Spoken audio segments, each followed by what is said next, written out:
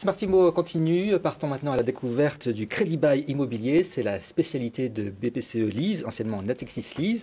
Bonjour François Camilleri. Bonjour Gilal. Vous êtes directeur général délégué de BPCE Lease. Alors on parle beaucoup du Crédit Bail, c'est une expression qu'on utilise souvent, mais on ne sait pas forcément ce qu'il recouvre. Ce qu'il recouvre exactement, ce sont des bails pour des locaux d'entreprise, c'est ça?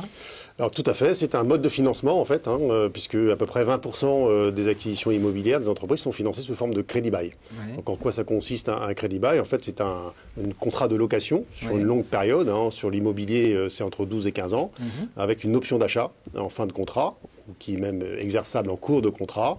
Et ça permet ainsi à l'entreprise de pouvoir, en financement alternatif à un crédit classique, pouvoir financer son local professionnel. Pour quel type de locaux? C'est tout locaux professionnels? Il y a quelques exemples? Alors, tout locaux professionnels, bien entendu, les bureaux, les locaux d'activité, les plateformes logistiques, les commerces, bien entendu, mais aussi des financements sur des actifs plus spécialisés, comme les EHPAD, on en parle beaucoup en ce moment, comme les cliniques, etc. Donc, ça permet d'avoir un financement, mais c'est plus qu'un financement, puisqu'il y a un ensemble de services qui sont autour de ce contrat de crédit bail, puisque nous accompagnons l'entrepreneur, qui n'est pas forcément un spécialiste de l'immobilier, donc il y a besoin d'accompagnement.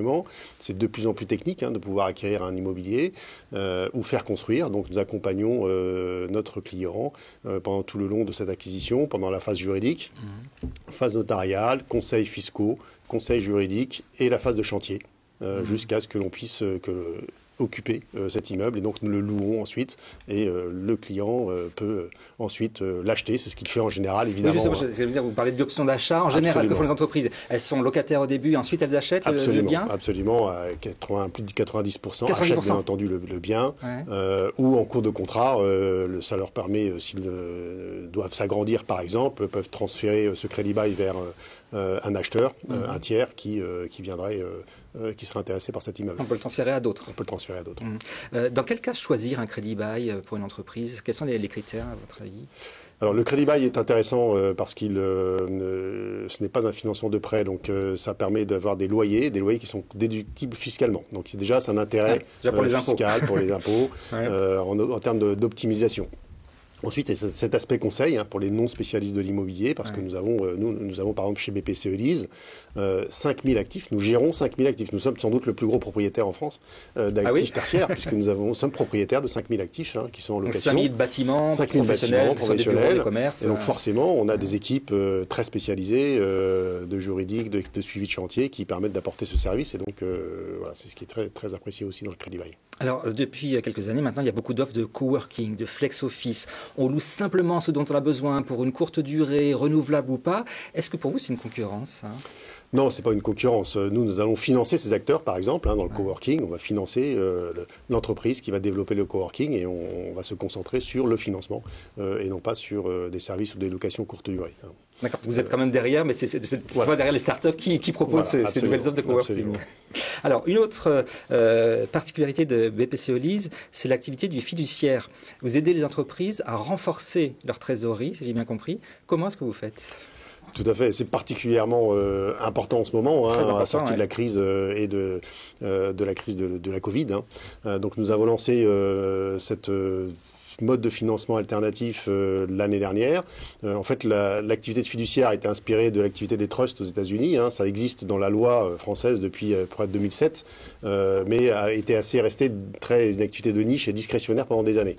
Et puis, depuis 2-3 ans, des opérateurs, dont nous, se sont emparés de cette solution de financement, qui a beaucoup d'avantages, parce que ça permet, contrairement au crédit bail, par exemple, l'entreprise a un actif immobilier dans ses livres, qui est bien amorti, mais souhaite lever du financement à long terme pour pouvoir, par exemple, financer sa croissance externe, rachat d'une entreprise ou développement international, eh bien, va s'adresser à nous pour contracter un prêt qui est adossé sur la valeur de cet immobilier. Alors soit nous allons le faire soit en leaseback, si fiscalement en leaseback, c'est-à-dire qu'on rachetait en fait l'immobilier et le redonnait en crédit bail à l'entreprise, soit sous forme de fiducie. Nous allons faire un prêt à l'entreprise, et cette entreprise, si elle a une société, c'est un peu technique, mais c'est important, société ad hoc qui a les titres et qui détient cet immobilier, eh bien va nous transférer de manière temporaire, le temps du crédit, finalement, la propriété juridique des parts de cette société immobilière.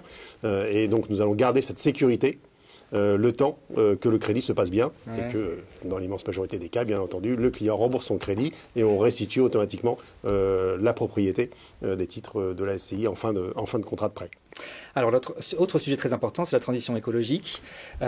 Aussi, le cadre réglementaire dans lequel évoluent tous les bureaux, les bails, etc. Il y a le fameux décret tertiaire qui oblige à réduire ses émissions de gaz à partir de 2030. Mais il y a des premières échéances là dans quelques mois. Les entreprises sont vraiment au fait de la mutation qu'il va falloir opérer?